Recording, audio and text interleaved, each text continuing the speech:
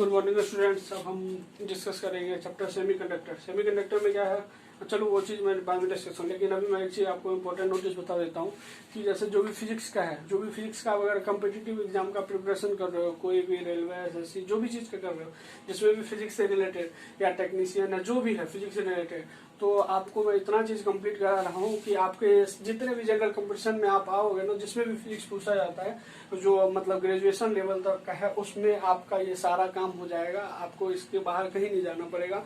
तो आप बिल्कुल इसको बहुत सीरियसली होके देख सकते हो। और मैंने सारा जैसे Newton's laws of motion, linear motion, circular motion, torque, motion in lift, ये सारा चीज का वीडियो मैं धीरे धीरे करके मैंने डाल दिया। और अभी मैं मतलब इस मंथ के लास्ट तक मैं सारे वीडियो डाल दूंगा, तो आप इसको जाके देख सकते हो और अच्छे से फिजिक्स की तैयारी कर सकते हो। और बिल्कुल मतलब एकदम फिक्स पैटर्न में मैंने कराया, सेलेक्टेड चीज पढ़ाया है, इधर उधर का कोई एक्स्ट्रा चीज नहीं है, बिल्कुल सेलेक्टेड बेसिक चीज पूरा क्लियर कराया है। टॉपिक थ्योरेटिकल क्या क्वेश्चन पूछा जा सकता है, कौन सा क्वेश्चन न्यूमेरिकल पूछा जा, एक एक चीज को कवर किया है।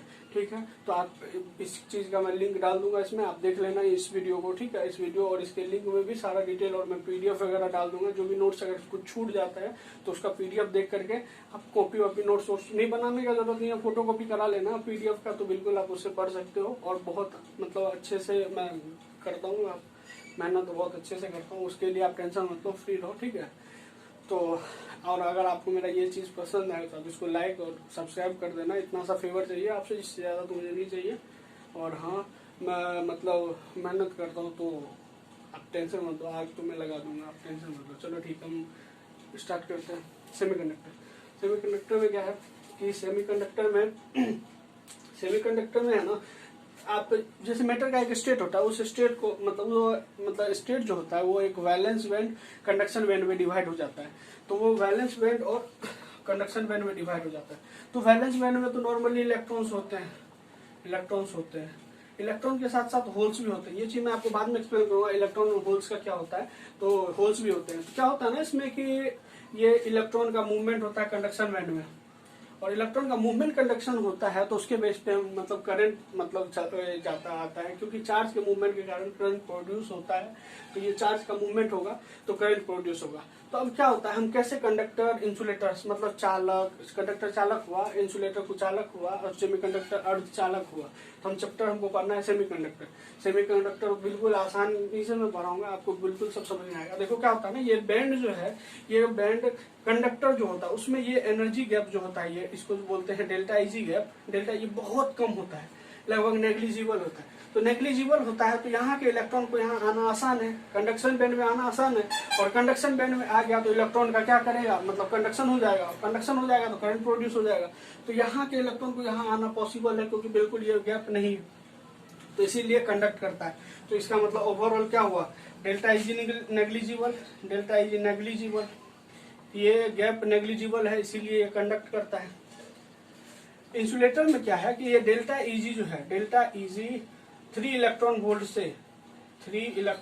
से ज्यादा होता है। 3 इलेक्ट्रॉन वोल्ट से ज्यादा होता है तो इलेक्ट्रॉन का पावर ही नहीं है यहाँ तक पहुंचने का, क्योंकि 3 इलेक्ट्रॉन वोल्ट से कम के ही इलेक्ट्रॉन आ सकते हैं। तो 3 इलेक्ट्रॉन, लेकिन आप ये सोचोगे कि ये गैप को हम ओवरकम, ये गैप और भी चीजें होती है, तो ये गैप ओवरकम करना इतना आसान नहीं होता। इसीलिए इंसुलेटर है ये, क्योंकि कंडक्ट नहीं कर सकता, क्योंकि इसका डेल्टा इजी जो है 3 इलेक्ट्रॉन वोल्ट से ज्यादा है। तो इसीलिए ये इलेक्ट्रॉन है, और इसका डेल्टा इजी जो है 3 इलेक्ट्रॉन वोल्ट से ज्यादा है, इसीलिए नॉट कंडक्ट।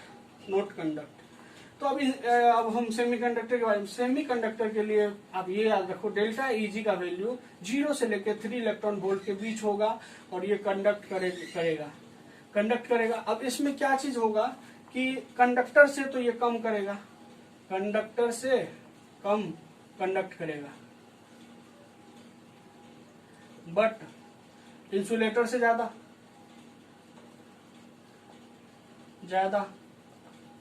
कंडक्ट करेगा।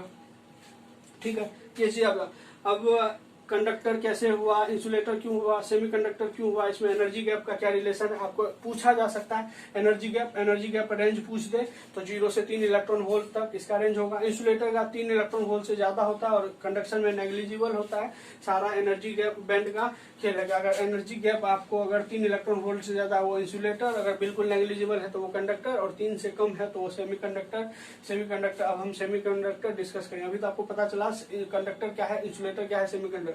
इससे ज्यादा डिटेल आपको पूछता नहीं है, इसलिए मैं बता नहीं रहा हूँ। बाकी इसमें बहुत पूरा चैप्टर है, ये पूरा चैप्टर है, ये सब पूरा चैप्टर है। ठीक है, तो हम सेमीकंडक्टर पे आगे चलते हैं।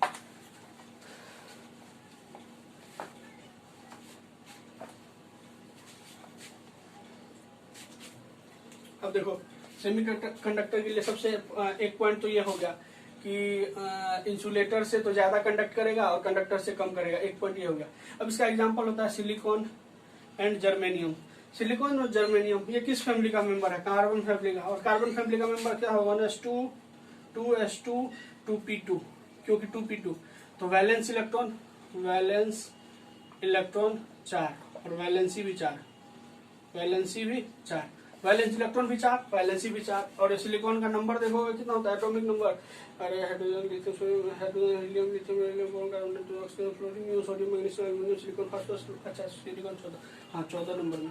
और ये जर्मेनियम कितना है, 32, ये 32, ठीक है। वैलेंसी इतना होता है। तो इसका एग्जांपल आपसे पूछ सकता है, सेमीकंडक्टर का एग्जांपल क्या है, सिलिकॉन जर्मेनियम, बिल्कुल कह सकते हो। अब इसके बाद अब इसमें जो है ये जो करंट जो मतलब मूव में करंट जो प्रोड्यूस होता है, produced due two electron and holes के कारण प्रोड्यूस होता है करंट। अब ये इलेक्ट्रॉन एंड होल प्रोड्यूस कैसे होते हैं, अभी मैं आपको बताया था मैंने कि कैसे। ये देखो, ये इलेक्ट्रॉन है, ये इलेक्ट्रॉन है, ये इलेक्ट्रॉन है। अब ये इसमें से 2 इलेक्ट्रॉन यहाँ आ गए, 2 इलेक्ट्रॉन, तो यहाँ 2 इलेक्ट्रॉन, यहाँ भी 2 इलेक्ट्रॉन। ये 2 इलेक्ट्रॉन जब गया तो ये 2 इलेक्ट्रॉन जाने के बाद यहाँ तो उसका स्पेस खाली हुआ, उस स्पेस को हम होल बोलते हैं। जो स्पेस खाली हुआ मतलब हम यहाँ पे हैं, हम आगे चले गए तो मेरा ये प्लेस है, ये प्लेस खाली रह गया, हम आगे चले गए तो ये प्लेस जो है, ये एम्प्टी स्पेस हम होल कहते हैं। होल पे हम मतलब ये इमेजिनरी कॉन्सेप्ट से आया है, तो होल को हम पॉजिटिव साइन से मतलब रिप्रेजेंट करते हैं, वो निगेटिव, ये पॉजिटिव। मास लगभग इलेक्ट्रॉन के मास लगभग सिमिलर होता है इलेक्ट्रॉन के मास के, ठीक है। तो होल्स के बारे में आपको पता चल गया। और इसमें करंट प्रोड्यूस होने का रीजन इलेक्ट्रॉन एंड होल्स है, ठीक है। और हाँ, एक पॉइंट और कि ये जो है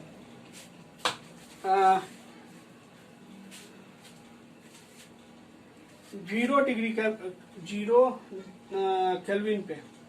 केल्विन पे देखो क्या होता है ना कि हम जैसे एक चीज होता है कि हम जैसे जैसे टेम्परेचर बढ़ाते हैं ना कंडक्टर में तो रेजिस्टेंस बढ़ता है, लेकिन ये मतलब सेमीकंडक्टर में टेम्परेचर बढ़ाते हैं तो रेजिस्टेंस कम होता है, टेम्परेचर कम करते हैं तो रेजिस्टेंस बढ़ता है। तो वही अगर हम 0 केल्विन कर देते हैं तो इसमें रेजिस्टेंस मैक्सिमम हो जाता है। ये चीज याद रख लेना कि सेमीकंडक्टर में 0 डिग्री अगर हम टेम्परेचर कर दें 0 केल्विन तो रेजिस्टेंस मैक्सिमम हो जाता है। अब सेमीकंडक्टर को हम डिवाइड करते हैं, इंट्रिंसिक सेमीकंडक्टर को 2 पार्ट्स में डिवाइड करते हैं।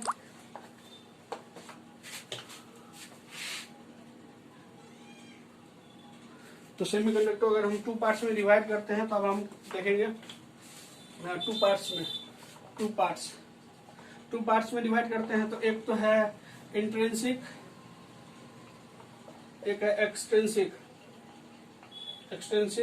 एक्सटेंसिक हम इम्प्योर बोलते हैं और इसको हम प्योर बोलते हैं, ठीक है। ये सेमीकंडक्टर कैसे कैसे बनता है, क्यों बनता है, ये सारी चीज बताऊँ। देखो इंट्रिंसिक सेमीकंडक्टर जो है, इंट्रिंसिक सेमीकंडक्टर प्योर सेमीकंडक्टर होता है। और आप जानो कि इसमें जो है इलेक्ट्रॉन एंड होल्स जो प्रोड्यूस होते हैं, होल्स आर प्रोड्यूस होते हैं ड्यू टू हीट के कारण इलेक्ट्रॉन एंड होल्स प्रोड्यूस होते हैं। और एक्सटेंसिक सेमीकंडक्टर जो है, एक्सटेंसिक सेमीकंडक्टर जिसको इम्प्योर बोलते हैं, ये इंट्रिंसिक प्लस इम्प्यूरिटी से मिलके एक्सटेंसिक सेमीकंडक्टर बनता है। और ये चीज तो इसमें भी फॉलो होगा क्योंकि इंट्रिंसिक तो है ही, उसमें इम्प्यूरिटी। अब इम्प्यूरिटी जैसे आप डालोगे जैसे ये टेट्रावैलेंट है, टेट्रावैलेंट इसमें वैलेंसी 4 है। अब आप इसमें पेंटावैलेंट मिला दोगे तो 4 वैलेंसी वाले में 5 इलेक्ट्रॉन वाला मिलाओगे तो 4 तो बैलेंस होगा, 1 इलेक्ट्रॉन एक्सेस हो जाएगा। 1 इलेक्ट्रॉन एक्सेस हो गया मतलब मेजोरिटी इलेक्ट्रॉन्स हो गया, इलेक्ट्रॉन्स हो गया तो उस पर चार्ज नेगेटिव होगा, नेगेटिव हो जाएगा तो इसको एन टाइप कर देते हैं। अभी मतलब इसको हम 2 पार्ट में डिवाइड करते हैं, एक होता है एन टाइप का सेमीकंडक्टर, ये होता है पी टाइप का सेमीकंडक्टर। ये एन टाइप और पी टाइप कैसे डिराइव होता है ये भी मैं आपको बता रहा हूँ। और हाँ, एक्सट्रिंसिक सेमीकंडक्टर में ये चीज आप याद रखना, ये जो मिलाते हैं ये मिलाने का रेशियो होता है कि 10⁻⁶ सिलिकॉन एटम 1 एटम मिक्स करेंगे। इतने एटम में, इतने सिलिकॉन एटम में 1 एटम मिक्स करेंगे तो एक्सट्रिंसिक सेमीकंडक्टर बनेगा। अब एक्सट्रिंसिक सेमीकंडक्टर 2 टाइप्स के होते हैं, वो एक्सट्रिंसिक सेमीकंडक्टर को हम डिस्कस करेंगे कौन कौन से टाइप। तो एक्सट्रिंसिक सेमीकंडक्टर एक तो होता है एन टाइप, एक होता है पी टाइप।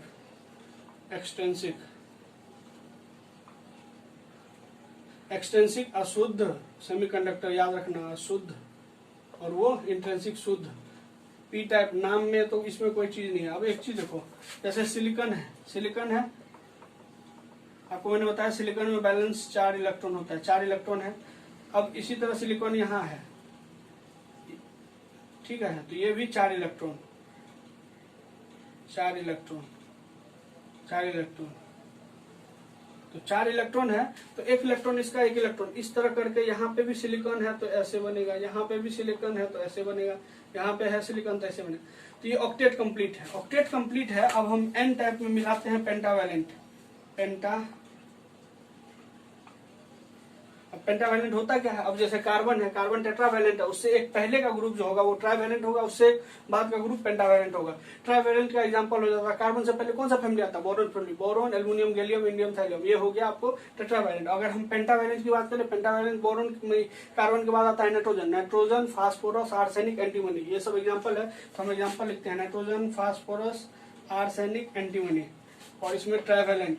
ट्राइवैलेंट क्यों, कैसे, ये मैं आपको बताऊंगा। ट्राइवैलेंट में होता है बोरोन, एल्युमिनियम, गैलियम, इंडियम, ये सब चीज आता है। तो अब हम क्या करेंगे ना, ये सिलिकॉन को हटा के हम क्या करेंगे, एक नाइट्रोजन लगाएंगे, और नाइट्रोजन में आप बैलेंस इलेक्ट्रॉन देखोगे, नाइट्रोजन कितना 7, तो 1s2, 2s2, 2p3, ये 3 + 2, ये 5 इलेक्ट्रॉन, बैलेंस इलेक्ट्रॉन 5 है। अगर आप इस जगह पे अगर आप नाइट्रोजन डालोगे तो 4 इलेक्ट्रॉन तो ये हो गया, और 1 इलेक्ट्रॉन और एक्सेस रहेगा, तो ये इलेक्ट्रॉन बचा हुआ रहेगा ना, ये इलेक्ट्रॉन 5 तो हो गया एन टाइप सेमीकंडक्टर, और ये हुआ पी टाइप। पी टाइप से देखो अब क्या हुआ, यहाँ पे हम जैसे ही एन लगाए, नाइट्रोजन लगाए तो 1 इलेक्ट्रॉन बढ़ा, मतलब 4 इलेक्ट्रॉन तो 5 था, 4 तो बैलेंस होकर गया, 1 एक्सेस, तो मतलब एक्सेस क्या हुआ, इलेक्ट्रॉन, इलेक्ट्रॉन एक्सेस हुआ मतलब निगेटिव चार्ज बढ़ा, निगेटिव चार्ज बढ़ा तो इसको हम नाम क्या दे दिए, एन टाइप, एन टाइप। इसी तरह सिलिकॉन में ये लो, सिलिकॉन, सिलिकॉन, सिलिकॉन, सिलिकॉन। अब यहाँ पे सिलिकॉन होता तो 4 को बैलेंस करता, लेकिन यहाँ पे क्या है, बोरोन है, बोरोन है तो 3 इलेक्ट्रॉन को तो बैलेंस किया, ये वाला खाली हो गया, ये वाला खाली हो गया। तो जैसे ये तो बैलेंस हो रहा था, बैलेंस हो रहा था, लेकिन 1 इलेक्ट्रॉन खाली रह गया, ये क्या हो गया, होल्स, होल्स हो गया। तो होल्स पे चार्ज क्या है, पॉजिटिव, पॉजिटिव चार्ज है, तो नाम क्या दे दिए, पी टाइप, पी टाइप। और आपको इससे यही पूछेगा कि ये पी टाइप क्या होता है, उसका एग्जांपल क्या है, और इसमें मेजोरिटी क्या होता है। पी में मेजोरिटी पॉजिटिव होता है, नाम से ही पॉजिटिव याद रहेगा, पॉजिटिव याद रहेगा तो मेजोरिटी होल्स होगा, नाम से याद रहेगा, मेजोरिटी निगेटिव चार्ज होगा मतलब मेजोरिटी इलेक्ट्रॉन्स होगा, ठीक है, ये आपको याद रहना चाहिए। एक्सट्रिंसिक सेमीकंडक्टर खत्म। अब हम बताते हैं पी टाइप, पी और N junction. P N junction कैसे फॉर्म होता है, पी एन जंक्शन के बाद रिवर्स वाइस फॉरवर्ड। जैसे अब देखो ये है आपको एक तो है P और एक है N। अब P है और P में क्या है, मेजोरिटी पॉजिटिव, तो holes, holes, holes, holes. N है negative charge, electron, electron, electron, electron, electron, electron. अब देखो होल्स इलेक्ट्रॉन को अपने तरफ खींचेगा क्योंकि निगेटिव चार्ज अट्रैक्टिव चार्ज, ये इलेक्ट्रॉन होल्स को खींचेगा। तो यही करते करते इस एक ये लेयर बना लेता है जो कि यहाँ पे इलेक्ट्रॉन जमा हो जाता है, इलेक्ट्रॉन जमा हो जाता है, और ये होल्स इधर होल्स पे जमा हो जाता है। ये जो जमा होता है तो ये जमा होने के कारण इसको हम पीएन जंक्शन बोलते हैं। इसको क्या बोलते हैं, पीएन जंक्शन, इसको बोलते हैं हम पीएन जंक्शन। तो ये पीएन जंक्शन बन जाता है। तो पीएन जंक्शन जब बनता है तो आपको यही पूछेगा कि पीएन जंक्शन में क्या होता है। जब हम मेरा पोलरिटी मतलब पी के साइड एन इलेक्ट्रॉन आ जाता है और इलेक्ट्रॉन के साइड होल्स आ जाता है तो पीएन जंक्शन बन जाता है। अब फॉरवर्ड बायस क्या है, टर्म क्लियर करना है, और रिवर्स बायस क्या है, अब इस चीज पे हम डिस्कशन करेंगे। देखो फॉरवर्ड बायस क्या होता है, अगर हम पी टाइप को पी से कनेक्ट करें, पी टाइप को पॉजिटिव से कनेक्ट करें, किसके, बैटरी का जैसे ये टर्मिनल है ये निगेटिव होता है और ये पॉजिटिव होता है। अगर हम पॉजिटिव को पॉजिटिव से कनेक्ट करें और निगेटिव को निगेटिव से, एन को एन से, तो मेरा फॉरवर्ड बायस होगा। फॉरवर्ड बायस क्यों होगा, इसमें करंट ज्यादा हो जाएगा, क्यों होगा ये रीजन देखो। अगर हम इसको कनेक्ट करके देखते हैं, चलो कनेक्ट करते हैं। अब कनेक्ट कर रहे हैं तो क्या होगा यहाँ पे कि यहाँ पे होल्स है मेजोरिटी और ये पॉजिटिव चार्ज, ये निगेटिव चार्ज। पॉजिटिव चार्ज है तो ये पॉजिटिव इसको रिपेल करेगा, ये पॉजिटिव इसको रिपेल करेगा और ये निगेटिव इसको रिपेल करेगा। रिपेल करने से क्या होगा, इलेक्ट्रॉन का मूवमेंट बढ़ जाएगा, इलेक्ट्रॉन होल्स इधर जाएंगे, इलेक्ट्रॉन्स इधर आएंगे। तो इससे क्या होगा कि करंट इंक्रीज हो जाएगा। क्यों, क्योंकि जहां पे इलेक्ट्रॉन और होल्स का मूवमेंट धीरे धीरे चल रहा था, अब कोई इसको फोर्स लगाने वाला हो गया, डिप्लीशन लेयर को कम कर रहा है, तो ये कंडक्शन जैसे तेज हुआ तो करंट इंक्रीज हो जाएगा। अब इसी का केस देखो, इसको तो फॉरवर्ड बायस बोलेंगे, अभी रिवर्स बायस देखो। रिवर्स बायस में क्या होगा, अगर हम निगेटिव को पॉजिटिव से कनेक्ट कर दिए और इसको निगेटिव से, देखो तो अब क्या होगा कि ये होल्स को ये अपने तरफ खींचेगा और ये पॉजिटिव है, ये इलेक्ट्रॉन इसको अपने तरफ खींचेगा। जो यहाँ पे इलेक्ट्रॉन का मूवमेंट इधर उधर हो रहा था, जो भी करंट प्रोड्यूस हो रहा था, उसको भी कम कर देगा। क्यों करेगा, क्योंकि ये अपने तरफ खींच लेगा। तो रिवर्स बायस में क्या हो जाता है, करंट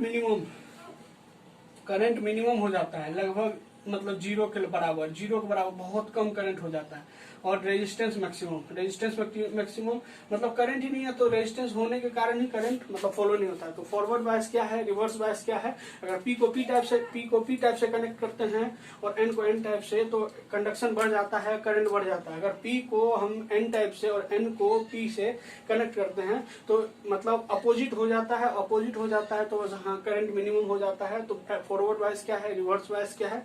अब इसके बाद पीएन जंक्शन से बनता है डायोड। आप डायोड के बारे में डिस्कस करेंगे, ये चीज आप देख लो।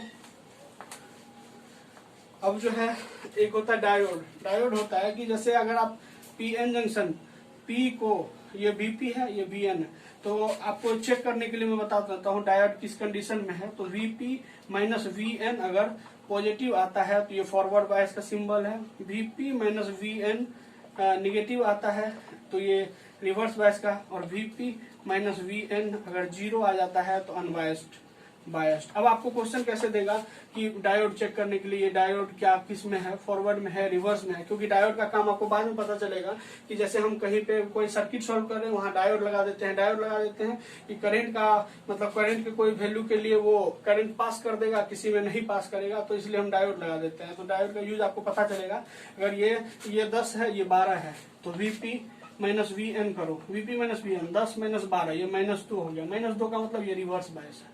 अगर ये 12 है, ये 10 है, 12 है, ये 10 है, तो वीपी माइनस वी एन करो, VP minus V N 12 minus 10, ये 2 हो गया पॉजिटिव, तो ये हो गया आपको फॉरवर्ड बायस। अगर ये 12 है, ये भी 12 हो गया, ये भी 12 हो गया, तो वीपी माइनस वी एन करो, ये 12 माइनस 12, ये क्या हो गया, 0, तो ये अनबायस्ड कंडीशन। ये बाइसिंग होता है। और अब डायोड मैंने बताया पीएन जंक्शन जैसे बनता है उसी से डायोड बनता है, ठीक है। और डायोड कब करंट मतलब डायोड का एक सिंपल सा काम होता है। डायोड जो होता है, डायोड का सिंपल काम है allow current in one direction, allow current in one direction, current को अलाउ करता है एक डायरेक्शन में। अब जैसे फॉरवर्ड है तो ये करंट अलाउ कर देगा, रिवर्स है तो करंट अलाउ नहीं करेगा। डायोड का इतना सा काम है। डायोड का सिंबल ये है। और डायोड में 2-3 तरह के होते हैं। तो एक जेनर डायोड का सिंबल ये है, जेनर डायोड का फंक्शन मैं आपको आगे चल के बता दूंगा। ये है जेनर डायोड, ये इसको हम यूज करते हैं वोल्टेज स्टेबलाइजर में। मतलब डायोड का भी यूज हम वैसे स्टेबलाइजर में ही करते हैं और इसका वोल्टेज स्टेबलाइजर में करते हैं। यूज ही पूछेगा, यूज से ही आपको क्वेश्चन पूछ सकता है, ठीक है। ये तो था डायोड हो गया, पीएन जंक्शन हो गया। अब आपको मैं बताऊंगा लेड।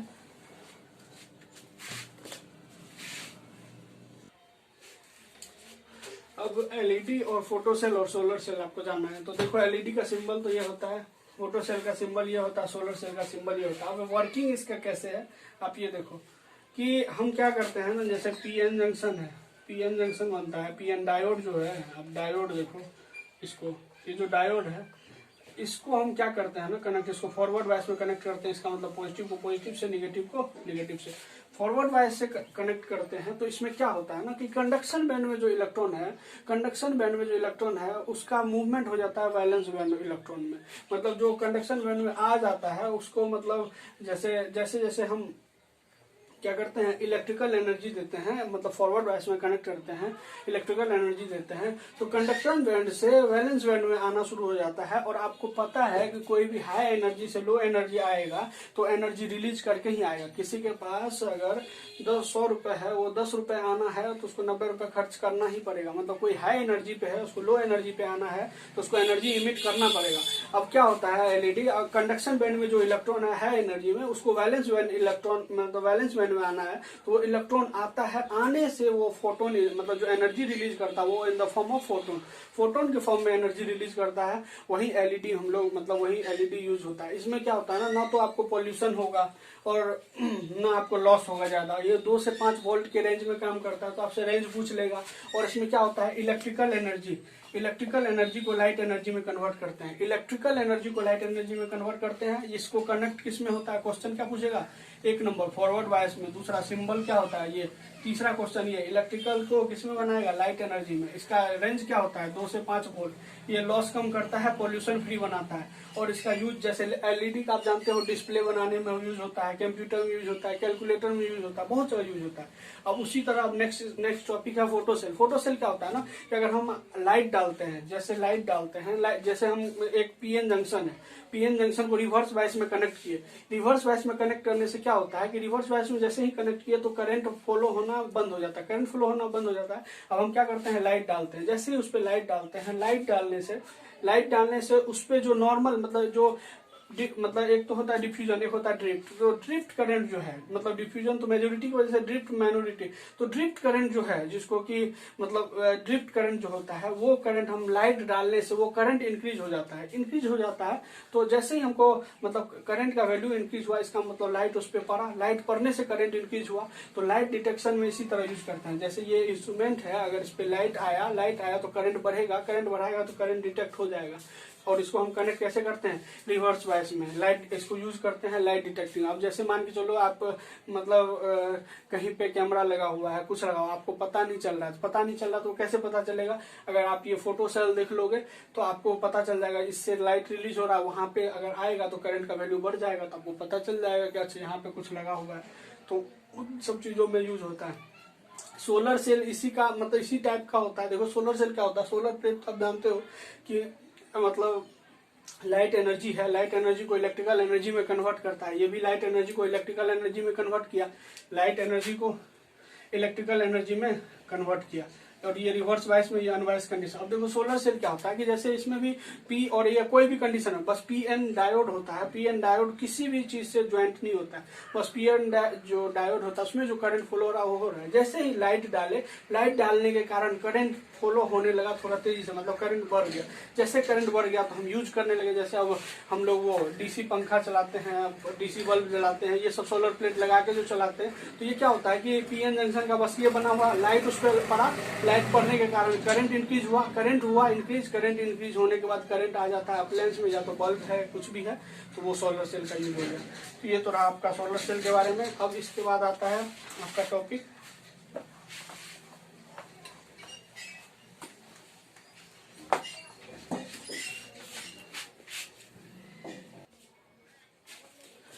ट्रायोड जो है। ट्रायोड का डिस्कवरी जो है 1907 ईस्वी में डॉक्टर लीडी फॉरेस्ट ने किया था। ये 3 इलेक्ट्रोड से बना हुआ होता है, एक कैथोड, एनोड और ग्रिड। आपको मैं बताऊं जैसे डायोड का क्या फंक्शन था, ये करंट को अलाउ करता था एक ही डायरेक्शन में, पी से एन, पी एन जंक्शन जो बनता था फॉरवर्ड रहता था तो करंट को अलाउ करता था। अब देखो वहां से हमको क्यों ट्रायोड बनाना पड़ा, ट्रायोड इसलिए बनाना पड़ा क्योंकि करंट को एक डायरेक्शन में अलाउ कर रहा था। अब लेकिन मेरे पास उससे ज्यादा कंट्रोल नहीं था। अब इसमें क्या है, करंट को एक डायरेक्शन में तो अलाउ कर रहा है, उसके साथ साथ करंट को कम और ज्यादा, मतलब कम और ज्यादा करने के लिए ये चीज आया।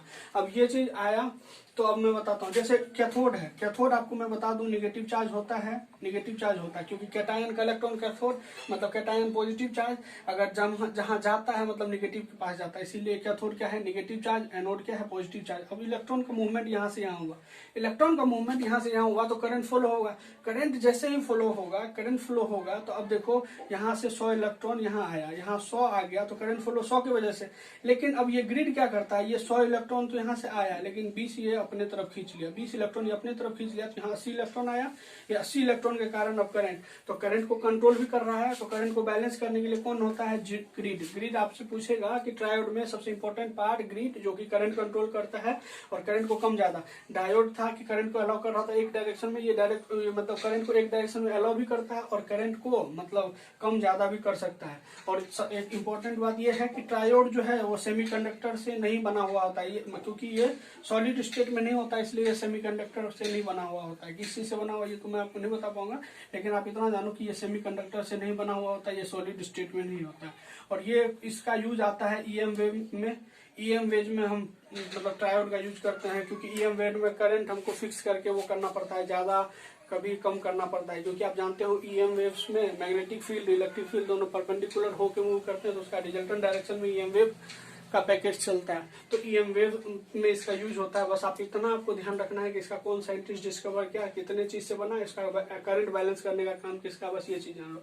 अब ट्रायोड पहले यूज होता था, अब यूज इसलिए नहीं होता है क्योंकि अब ट्रायोड की जगह ट्रांजिस्टर ले लिया, ट्रांजिस्टर बहुत अच्छा वो हो गया और बिल्कुल आसान कॉन्सेप्ट। अब देखते हैं ट्रांजिस्टर। ट्रांजिस्टर कितने टाइप के होते हैं, 2 टाइप के ट्रांजिस्टर होते हैं, 2 टाइप के ट्रांजिस्टर होते हैं। अगर 2 P और 1 N मिलकर जो बना ट्रांजिस्टर उसको हम बोलते हैं PNP ट्रांजिस्टर, और 2 N और 1 P मिलकर के उसको NPN ट्रांजिस्टर कहते हैं। अब दोनों में क्या डिफरेंस है कि देखो, base emitter collector, base emitter collector आपको पहले मैं बता देता हूँ। जैसे भी ट्रांजिस्टर है, ट्रांजिस्टर का 3 पार्ट होता है। एक तो हम इमिट कर रहे हैं, जैसे हम मान लेते हैं हम इमिट कर रहे हैं, तो एक तो कलेक्ट करने वाला होगा और एक बेस होगा। एक क्या होगा कलेक्टर, एक होगा बेस, एक होगा इमिटर। हम इमिट कर रहे हैं, वो कलेक्ट कर रहा है, एक होगा मतलब 2-4 इधर उधर जा रहा है, तो इधर जो जा रहा है उसको हम बेस बोल देते हैं, और कलेक्ट जो हो रहा है उसको कलेक्टर, और हम इमिटर। तो हम इमिटर तो आपको ये चीज बता रहे हैं कि कोई भी, जैसे हम इसका इक्वेशन अगर हम बनाएंगे ट्रांजिस्टर में, तो IE मतलब emitter current equal to collector current plus base current, collector current plus base. अब देखो कि आप 10 रुपए फेंको, 20 रुपए, आप गेंद को कैच करने के लिए गेंद से साइज को बड़ा रखते हो। क्यों बड़ा रखते हो, क्योंकि उसको आपको कैच करना है। तो कलेक्टर हम जो इमिट कर रहे हैं उसको कलेक्टर को कैच करना है, तो कलेक्टर को कैच करना है तो कलेक्टर का साइज क्या होगा, लार्ज, कलेक्टर का साइज। अब आपको क्वेश्चन में क्या पूछता है, पहले वो भी देख लो। क्वेश्चन में ये पूछता है साइज क्या है, किसका, तो सबसे बड़ा साइज है कलेक्टर का, उसके बाद इमिटर का, फिर बेस का। अब बोलेगा कि डोपिंग मतलब इम्प्यूरिटी होता है, डोपिंग इम्प्यूरिटी सबसे ज्यादा इमिट करते हैं, तो इमिटर का, फिर कलेक्टर का और बेस तो 3-4 इलेक्ट्रॉन के लिए तो छोटा होता है। तो अब इसमें क्वेश्चन क्या बनता है कि इमिटर से बेस करंट फ्लो होता है पीएनपी में। पीएनपी ट्रांजिस्टर जैसे ही दिखा तो आप सोचना कि उसमें करंट का फ्लो का डायरेक्शन इमिटर से बेस के तरफ होगा। अगर एनपीएन ट्रांजिस्टर है उसमें बेस से इमिटर के तरफ फ्लो होगा करंट, तो करंट फ्लो होने के बेस पे हम मतलब ये समझ सकते हैं, अच्छा ये पीएनपी ट्रांजिस्टर है, ये एनपीएन है, क्योंकि इमिटर से बेस आ रहा है तो पीएनपी और बेस से इमिटर तो एनपीएन। और इस पे जो 2 क्वेश्चन बन सकता है मैंने बता दिया, साइज का ऑर्डर पूछेगा या डोपिंग का ऑर्डर पूछेगा। और ट्रांजिस्टर में करंट का भी इक्वेशन बता दिया, बाकी ये करंट वारंट का इक्वेशन आपसे इतना नहीं पूछेगा। फिर ये ट्रांजिस्टर हो गया। अब ट्रांजिस्टर हो गया, ट्रांजिस्टर के बाद एक एक्सपेरिमेंट है कैथोड रेज, मतलब कैथोड रेज। तो अब ये कैथोड रेज देख लो। कैथोड रेज जो है, आप इसके लिए देखो इलेक्ट्रॉन का डिस्कवरी कौन हुआ, कैथोड रेज। मैंने आपको बताया नेगेटिव चार्ज, और ये इसको कहते हैं नेगेटिव चार्ज का पैकेट, नेगेटिव चार्ज का पैकेट। तो नेगेटिव चार्ज का पैकेट तो इसके पास मास भी होगा, चार्ज भी होगा, मास भी होगा। तो इसके लिए एक चीज था कि मास भी होगा, चार्ज भी होगा। और इसको डिस्कवर कौन किया, electron J Thomson, proton Goldstein, neutron James Chadwick. तो जे थॉमसन इसको डिस्कवर किए हैं। तो जे थॉमसन, तो इसके बारे में उसने क्या बताया कि ये जो है इलेक्ट्रॉन का पैकेट है। ये तो आपको मैंने बता ही दिया, नेगेटिव चार्ज है तो वो इलेक्ट्रॉन का पैकेट है, ये तो उसने बताया है। और ये स्ट्रेट लाइन में ट्रेवल करता है, स्ट्रेट लाइन में ट्रेवल करेगा। और ये किसी से भी टकराएगा, आप जानो इसके पास मास भी है एंड चार्ज भी है। कोई ट्रक, अगर एक ट्रक दूसरे ट्रक से टकराता है तो गर्म हो जाता है। तो चार्ज है और मास भी है, दोनों है। तो इसका मतलब ये टकराने पे चीज को गर्म कर देता है, ठीक है, गर्म कर देता है। ये चीज आप ध्यान रखना। और हाँ, ये मतलब कैथोड रेज आयोनाइजेशन में भी यूज करते हैं, आयोनाइजेशन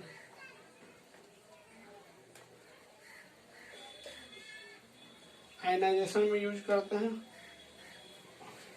और ये magnetic field and electric field में डिफ्लेक्ट हो जाता है।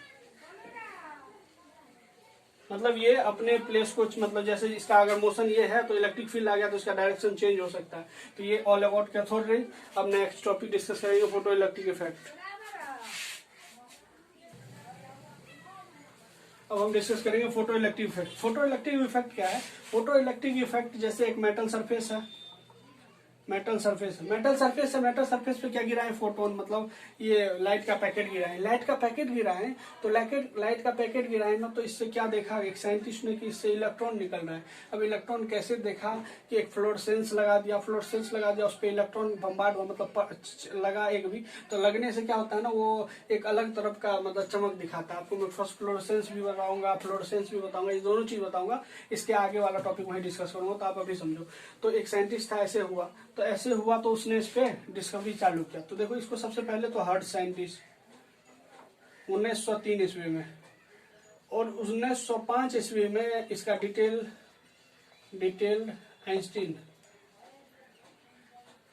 आइंस्टीन साहब ने इस पे डिटेल एनालिसिस किया। तो मैं आपको एक हिंदी लैंग्वेज में बता देता हूँ कि जैसे अगर आपके पापा हैं, आपको कोई सामान लाने बोल रहे हैं, तो पहले आपको 100 रुपए दे रहे हैं, बोले 50 रुपए का दवाई लेना और 50 रुपए खर्च कर लेना। तो ये 100 रुपए जो आपको दिया, 50 रुपए तो आपको मोटिवेट करने के लिए दिया कि जिससे ये जाएगा, मतलब आपको जो खर्च करने के लिए 50 रुपए दिया, या तो आपको मोटिवेट करने के लिए दिया, और 50 रुपए का आपको सामान लाने दिया। तो अब देखो क्या होता है, जैसे 100 रुपए दिया तो 100 रुपए में 50 का तो दवाई मंगाना कंपलसरी है और 50 खर्च करना। तो क्या है कि लाइट जितना गिरा, अगर कोई भी लाइट गिर रहा है मेटल सरफेस पे, वो hν गिरेगा, मतलब जो एनर्जी गिरेगा, देखो एनर्जी आप मतलब ई एनर्जी इस पे गिरा, तो ई नोट एनर्जी इलेक्ट्रॉन रख लिया अपने पास, मतलब इलेक्ट्रॉन रखा किस लिए? एक्साइट होने के लिए। अब जैसे उसको बोला कि इतना रुपया, मतलब इतना जो है इतना सामान लेना है, उसके बाद खर्च कर लेना। तो वो जो उसको सामान के लिए पहले वो किया कि हाँ ये सामान लाना है, तो ये सामान तो लेकर के वो इस सामान लेने के लिए बाहर जाना है, इसको ये सामान लेने के लिए बाहर जाना, और ये सामान लेने के लिए बाहर जाना, बाकी जो पैसा बचा उसको क्या करेगा? काइनेटिक एनर्जी के फॉर्म में। मतलब कोई आपको, मतलब आप ये समझो कि कोई अगर मुझे 100 रुपए दे रहा है, 100 रुपए में मतलब 50 रुपए काम का, 50 रुपए उड़ाने का, तो 50 रुपए काम का जो दिया ना, वही एनर्जी है। मतलब जितना पैसा दे रहा है उसका हम पहले ही बता दिए कि चलो ये इतना तुम यूज करो, बाकी का तुम ऐश करो। तो ये इलेक्ट्रॉन हम सबसे पहले मेटल सरफेस पे गिराएंगे, इलेक्ट्रॉन गिराएंगे।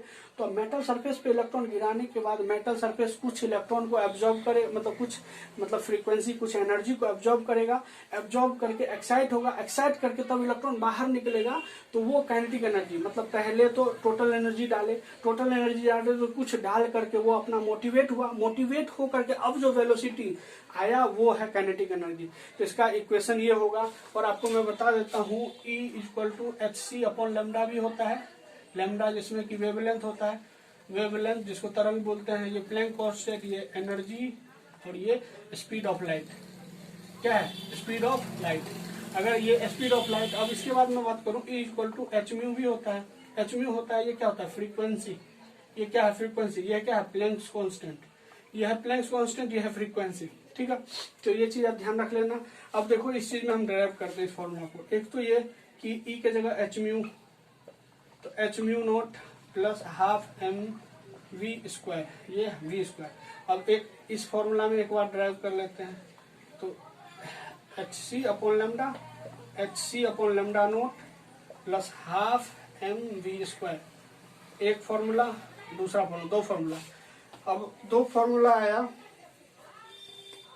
आपको ये चीज अगर हम कोई भी हम एनर्जी डाले, वो एनर्जी इस फ्रीक्वेंसी से ज्यादा होगा, मतलब ये जो एनर्जी हम डाले, ये एनर्जी जो डाले एच म्यू, ये एच म्यू अगर एच म्यू नोट से ज्यादा, अगर जितना का सामान लाना उससे ज्यादा पैसा तो देना ही पड़ेगा ना, तब ना वो काइनेटिक एनर्जी करेगा। तो हम ये टोटल पैसा दिए 100, जिसमें ये है 50 रुपए का दवाई लाना, 50 रुपए के लिए घूमेगा। तो अब है कि हमको ये बोला है कि हम अगर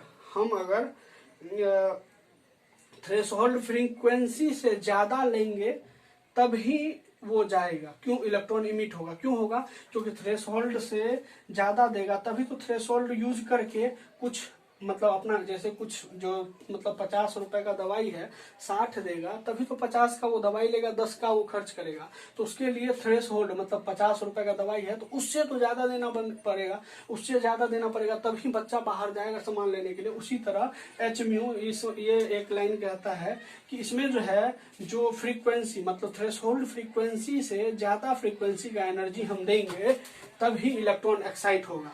और लेमडा इसके अपोजिट है, तो लेमडा के लिए ये कहता है कि थ्रेशोल्ड फ्रीक्वेंसी से मतलब थ्रेशोल्ड वेवलेंथ से कम देंगे तो ये इमिट होगा। क्योंकि ये भाई अपोजिट है ना, अगर एनर्जी है तो एनर्जी के अपोजिट ये रिलेशन है, मतलब लेमडा कम तो एनर्जी ज्यादा, लेमडा कम तो एनर्जी, मतलब ये बोलता है कि मतलब थ्रेशोल्ड वेवलेंथ से अगर कम वेवलेंथ का लाइट तुम दोगे तो हम इलेक्ट्रॉन को एक्साइट करा सकते हैं।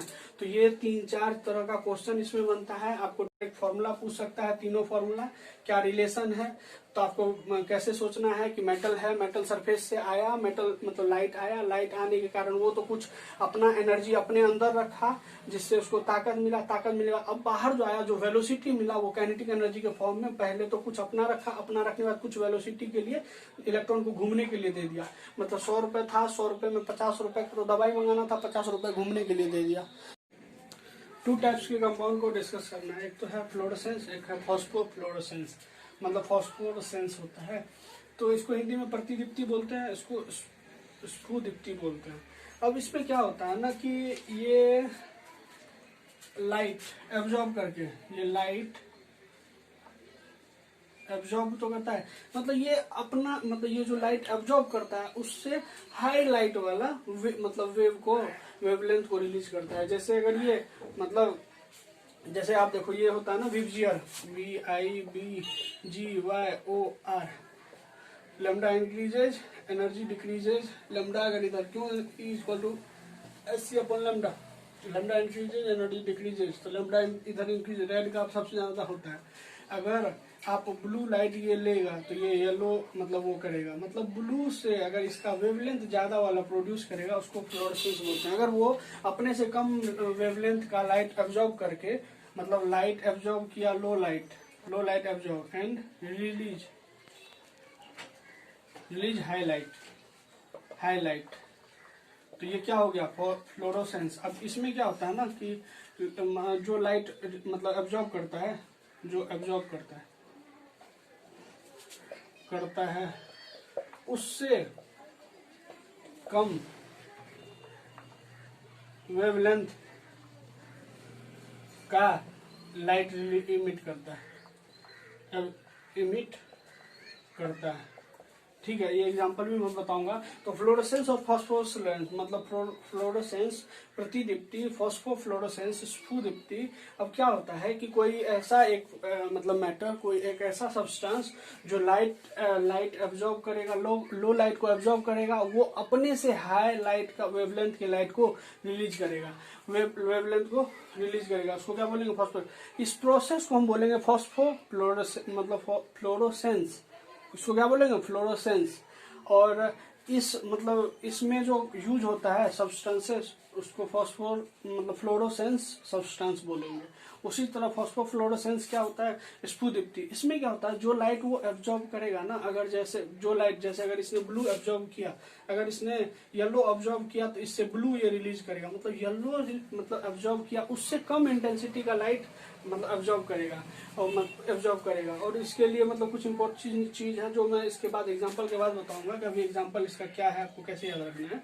तो स्फुदीप्ति जो तरह मतलब जो एब्जॉर्ब करता है उससे कम वेवलेंथ का लाइट इमिट करता है। फॉस्फोफ्लोरोसेंस जो लाइट, इसीलिए ना आप देखते हो इलेक्ट्रॉन जाता है तो चमक जाता है, मतलब वो कम वेवलेंथ से जाएगा और वहाँ ज़्यादा वेवलेंथ मतलब वो मतलब इमिट करेगा, ज़्यादा वेवलेंथ इमिट करेगा। तो ज़्यादा वेवलेंथ इमिट करेगा तो आप ये चीज़ देखो कि इसका एग्जांपल है ZNS जो है ब्लू इमिट करता है, ZNS मतलब जो है ब्लू इमिट करता है। कैडमियम सल्फेट, क्यूमिन सल्फेट, इसको क्यूमिन सल्फेट ब्लू, और एक cadmium borate pink, fluorescein green, और इसको बोलते हैं जिंक सिलिकेट, ये ग्रीन। तो ये 5 आप याद रखना ना कि कौन सा कौन कलर रिलीज मतलब इमिट करता है। ZNS ब्लू, क्यूमिन सल्फेट भी blue, cadmium borate pink, fluorescence green और जिंक सिलिकेट ग्रीन। आपसे ऑब्जेक्टिव में यही क्वेश्चन पूछा जा सकता है, ठीक है। और इसमें क्या पूछा जा सकता है कि एक इसमें ZNS वो है और ये इस पे हम वो VIB इंडिगो ले लो, हम इस पे क्या इंडिगो दिए, इंडिगो डाले। ZNS पे हम इंडिगो डाले, तो इंडिगो डाले ना तो ये क्या आया कि मुझे ग्रीन कलर आ गया, नहीं इंडिगो मतलब नहीं येलो। अब ऐसा देख लो ना, बस ऐसा आप देखो कि इसमें हम जो है ना मतलब जो लाइट है ना, जो लाइट डाले उससे कम वेवलेंथ का हमको आएगा, ठीक है। ये मतलब ZNS हम जैसे येलो डाले तो हमको ब्लू आएगा, मतलब उससे कम वेवलेंथ का आएगा। और इसमें क्या है ना कि जैसे हम लाइट बंद किए तो ये सडनली बंद नहीं होगा, ये धीरे धीरे बंद होगा। और अगर इसमें क्या है, इसमें लाइट आप जब तक दे रहे हो तब तक ये काम कर रहा है, और लाइट बंद करोगे ये तुरंत बंद होगा। तो इसके लिए क्या कंडीशन है कि अगर लाइट दे रहे हो तो ये मतलब अपने से हाई को इमिट करेगा और रेगुलर इमिट करेगा, लेकिन जैसे ही आप अगर लाइट बंद करोगे तो स्टॉप हो जाएगा। और ये फॉस्फोफ्लोरेसेंस में क्या है कि अगर आप इसमें लाइट नहीं भी दे रहे हो फिर भी ये चलेगा, मतलब आपको अगर तुरंत लाइट आप ऑफ करते हो तुरंत बंद नहीं होगा, ठीक है। तो इसका ये हो गया आपको।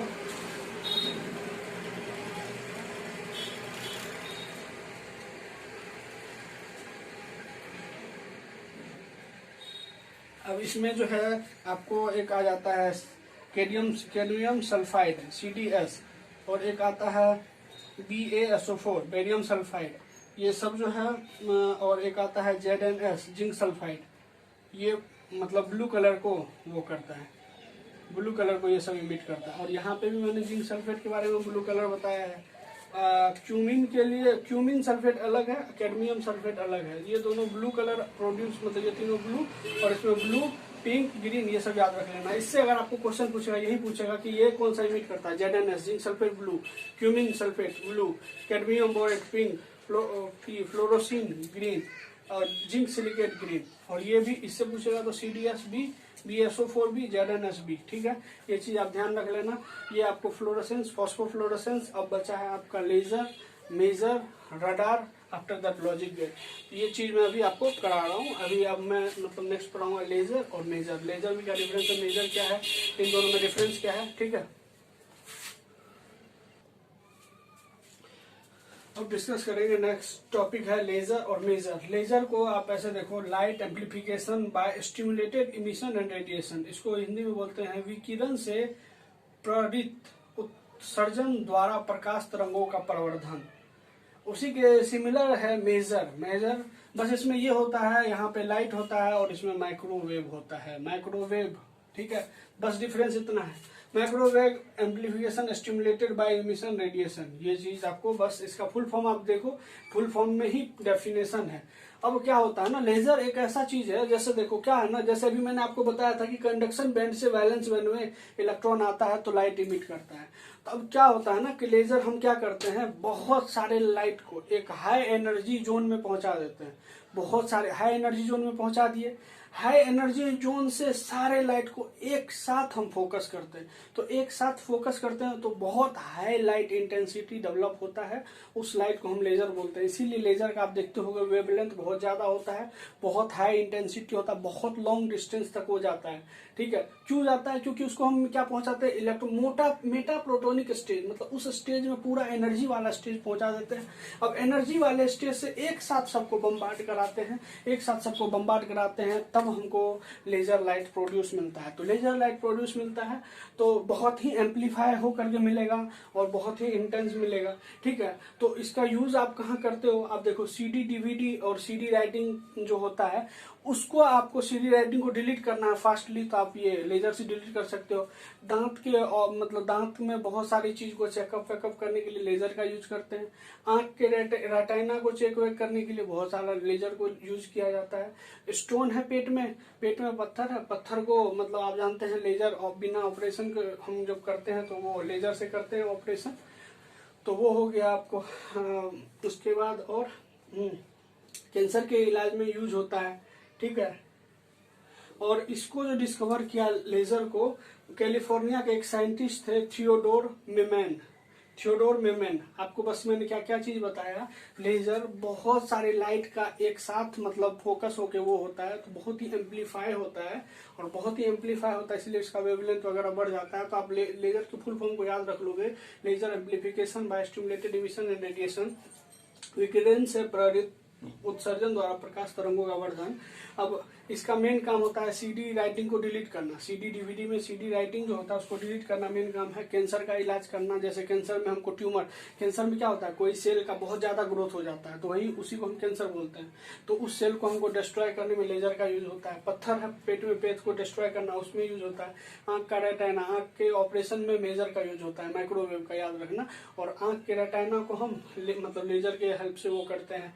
उसके बाद दांत को दांत में बहुत सारा चीज है, ठीक है, ये सब लेजर का यूज। अब यही लेजर में अगर लाइट की जगह माइक्रोवेव आ गया, तो जैसे वहां पे मैंने बताया बहुत सारा लाइट मिलके यहाँ बहुत सारा माइक्रोवेव मिल करके एक साथ इमिट होगा तो मेजर प्रोड्यूस होता है। जैसे रडार होता है ना, रडार क्या होता है, एक मतलब वो भी एक साउंड वेव प्रोड्यूस करता है, वो जाके टकरा। जैसे आप देखोगे प्लेन चलता है कैसे चलता है, जैसे सोनार हुआ, रडार हुआ, जैसे रडार साउंड सिस्टम पे चलता है। साउंड सिस्टम पे क्या, जैसे पानी का जहाज है, पानी में चल रहा है तो पानी का क्या हाइट है, तो कितना, ये कैसे पता लगेगा, तो क्या करते हैं एक साउंड वेव भेजते हैं, वो सरफेस से जाके टकराता है और सरफेस से टकरा के वापस आता है और बताता है कि ये इसने इतना डिस्टेंस ट्रेवल किया तो इसका मतलब हाइट इतना है, तो उससे पता चल। जैसे एरोप्लेन चल रहा है, एरोप्लेन को रडार के हेल्प से उसका डायरेक्शन, वेलोसिटी वगैरह पता करते हैं कितना डिस्टेंस है, क्योंकि हम क्या करते हैं साउंड वेव प्रोड्यूस करते हैं। क्योंकि एरोप्लेन यार 1500 के स्पीड में है, 1000 के स्पीड में है, वहां पे क्या दिखेगा, कुछ नहीं दिखेगा।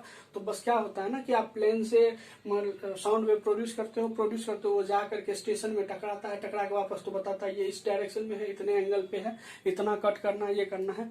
तो ये मतलब रडार का यूज हुआ। तो रडार को भी मैं इसी में एक्सप्लेन कर देता हूँ कि रडार जो है साउंड वेव पे बेस्ड है, मतलब ये रिफ्लेक्शन पे बेस्ड है। साउंड जाएगा, टकराएगा, टकरा के वापस आएगा। उसी तरह मेजर के मैंने बता दिया कि जैसे लाइट था उसमें बस मेजर आ गया, इसका यूज मतलब इसको ग्रोगर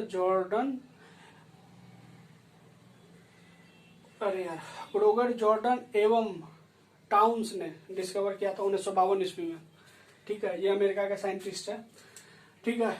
तो लेजर और अपना मेजर हो गया। लेजर मेजर के बाद रडार के बारे में मैंने आपको बता दिया। रडार सिस्टम क्या होता है कि जैसे हम साउंड प्रोड्यूस करते हैं वो साउंड जाके रिफ्लेक्ट होता है, उसको हम डिटेक्ट करते हैं, उससे हमको पता चलता है ये कितना डिस्टेंस पे है, कितना वेलोसिटी है, ये सब रडार से पता चलता है। रडार सिस्टम यही है। उसी तरह सोनार सिस्टम होता है, जैसे पानी का जहाज में अगर हम हाइट डेप्थ नापना है, कोई सबमेरीन है, मतलब जैसे पानी में जो अटैक होता है, सबमेरीन कितने डिस्टेंस पे है, कहाँ है, वो सब रडार के हेल्प से हम साउंड वेव प्रोड्यूस करते हैं, वहां जाके रिफ्लेक्ट होता है, पता चलता है इतने की वेलोसिटी से आ रहा है, इतना एंगल पे, सब चीज पता चल जाता है। ये हो गया रडार और सोनार। अब हमारा नेक्स्ट टॉपिक है लॉजिक गेट्स। अब हम पढ़ेंगे लॉजिक गेट्स। लॉजिक गेट्स में आपको कुछ ज्यादा चीज नहीं है,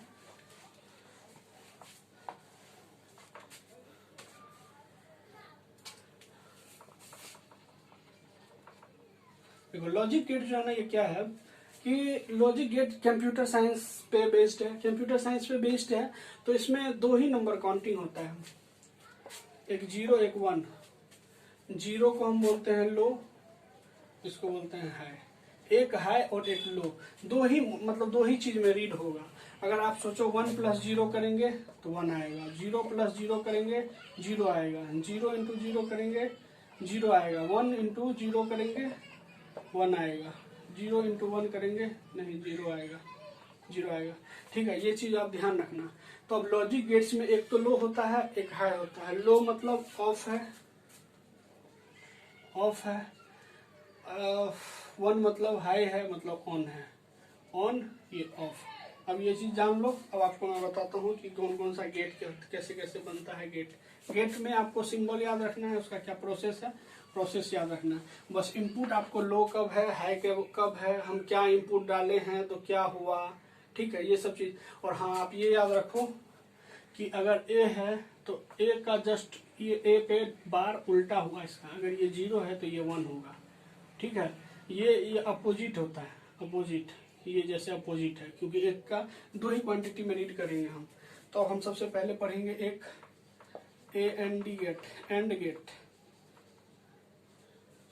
एंड गेट का सिंबल होता है, देखो इस टाइप का, ए बी, ये हुआ सिंबल। ये जो सिंबल होगा, ये रिजल्टेंट होगा ए डॉट बी होगा, ये ए डॉट बी होगा, ये ए डॉट बी होगा। अगर इसको हम ऐसे रिप्रेजेंट करें सिंबॉलिक, तो ये इस तरह से रिप्रेजेंट हम कर सकते हैं इसको। तो देखो, इसमें हम इसका ट्रूथ टेबल भी बनाएंगे। इसमें सबसे मेन इंपॉर्टेंट है ट्रूथ टेबल। देखो, इनपुट आउटपुट मैंने बताया, लॉजिक गेट का दो ही चीज को जज कर सकते, या तो लो है या तो है। आप 1 + 1 जोड़ो तो आप इसमें 1 ही आएगा, 1 प्लस मतलब दोनों हाई है तो एक हाई आ जाएगा। यही चीज आपको देखना है। देखो, इसका हम ट्रूथ टेबल ड्रॉ करते हैं। ट्रूथ टेबल जब भी ड्रॉ करो तो एक तो ए है, एक बी है और एक ए बी है। ठीक है, ए बी है। ए बी क्या है, आउटपुट। ए और बी हम इनपुट दिए ना, इधर से इनपुट दिए तो ये आउटपुट आया। तो इनपुट दिए तब हमको चार चीज, 1 0 0 1। ठीक है, 0 1 0 1 0 0 0 1। देखो, गुना है, अगर एक को जीरो से गुना करेंगे जीरो, मतलब हाई इंटू लो करेंगे तो लो इंटू मतलब एक सिंगल भी, मतलब 0 गुना 0 0 गुना 0 0 0 गुना 1 0 1 गुना 0 0 1 गुना 1 बस 1। तो हमको इस चीज में क्या मिला, इस चीज से क्या मिला,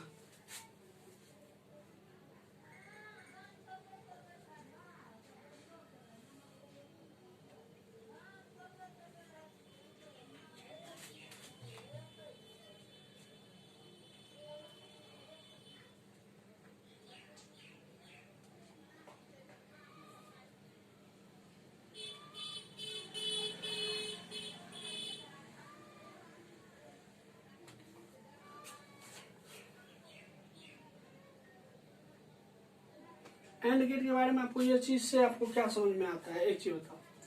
ये चीज आता है, मैंने आपको बताया है कि मतलब ए तो जीरो और एक ये, तो एक तो लो है एक हाई है। तो इस ट्रूथ टेबल से मैंने क्या बताया, एक को आउटपुट मैंने एक दो बार तो एक लिया और दो बार जीरो लिया, क्योंकि मुझे मतलब हमको सब जितना पैटर्न बन सकता वो चेक करना। जैसे 1 0 0 1 चेक करना था, फिर 0 0 और 1 1 चेक करना था। हमको टोटल पैटर्न जो आ सकता है वो चेक करेंगे। तो ए डॉट बी का मतलब क्या होता है, बेसिकली ए इंटू बी होता है। सिंबल तो ये आपको पूछेगा और ये डायग्राम आपको पूछ सकता है। और ट्रूथ टेबल बनाने के लिए तो मैं आपको सिखा रहा हूँ। अगर आपने इनपुट 1 लिया और यहाँ पे बी को 0 लिया, तो ए बी को 0 लिया तो ए इंटू 0 ये 0 होगा। हाँ, बिल्कुल सही है। अगर एक को इनपुट आपने 0 लिया, एक को 1 लिया, तो 0 गुना 1 0 गुना 1 0 होगा। ठीक है, बिल्कुल सही है। अब 0 गुना 0, अगर 0 और 0 0 गुना 0 मतलब 0 गुना 0 क्या होगा, 0। ठीक है, अब आपने क्या लिया इनपुट, एक बार 1 लिया एक बार 1 लिया, तो 1 इंटू 1 ये क्या आएगा, 1 आएगा। तो इस चीज से क्या मिला, इस चीज से आपको क्या रिजल्ट मिलता है, रिजल्ट ये मिलता है कि जब भी एंड गेट होगा एनी वन इज लो तो मतलब low, any one input is low, then resultant is low and both are high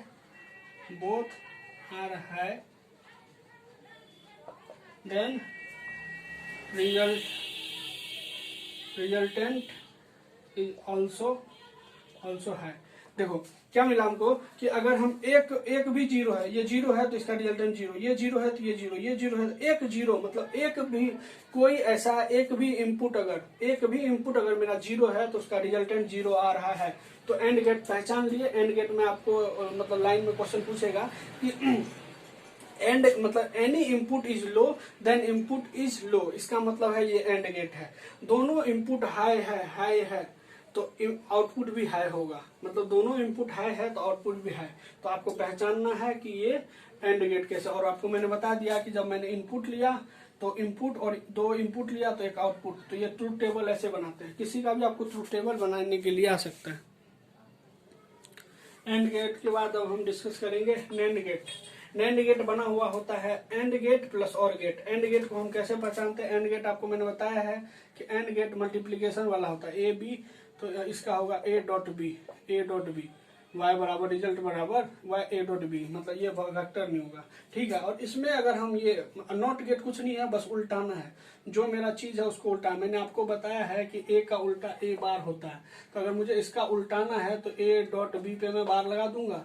तो नॉट गेट क्या करता है? कोई भी फंक्शन को उल्टा कर देता है। जैसे एंड गेट है, एंड गेट को उल्टा करेगा।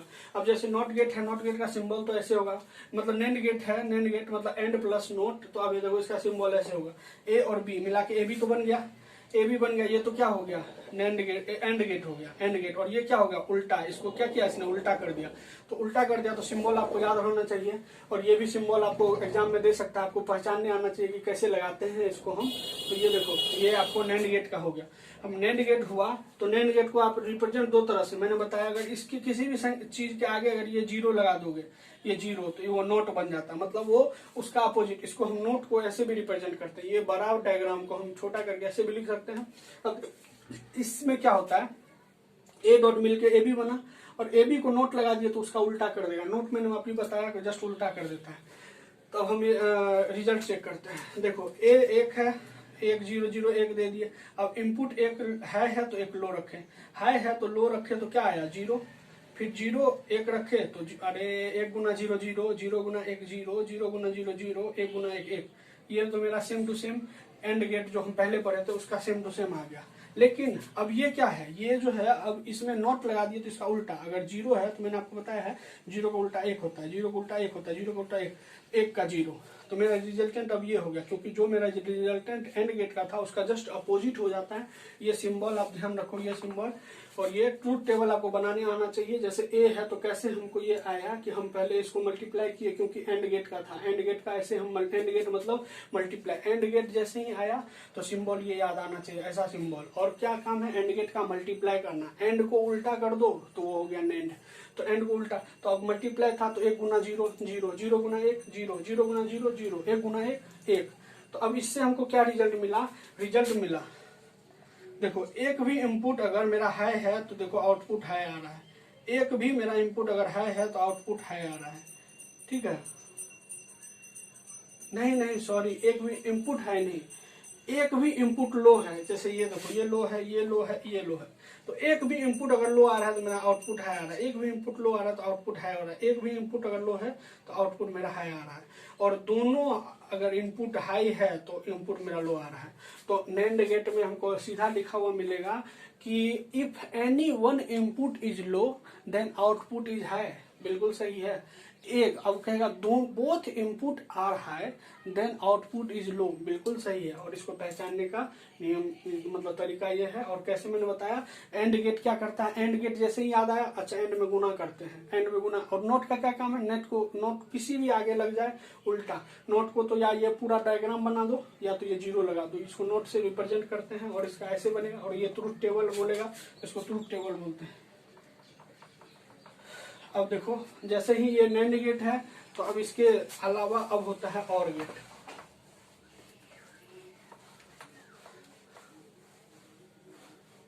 अब आता है और गेट। और गेट आपको आया। और गेट मतलब जान लेना ए प्लस बी, मतलब जोड़ना होगा, ए प्लस बी जोड़ना होगा। और गेट को अब हम रिप्रेजेंट कैसे करते हैं? देखो, और गेट का सिंबल ऐसा कुछ होगा।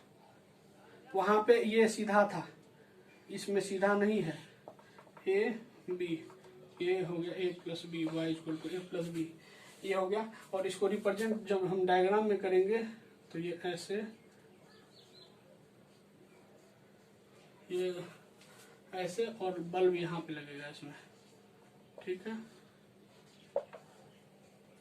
ठीक है। अब इसका ट्रूथ टेबल अगर हम तैयार करते हैं तो truth table A B A plus B, truth table 1 0 0 1 0 1 0 1।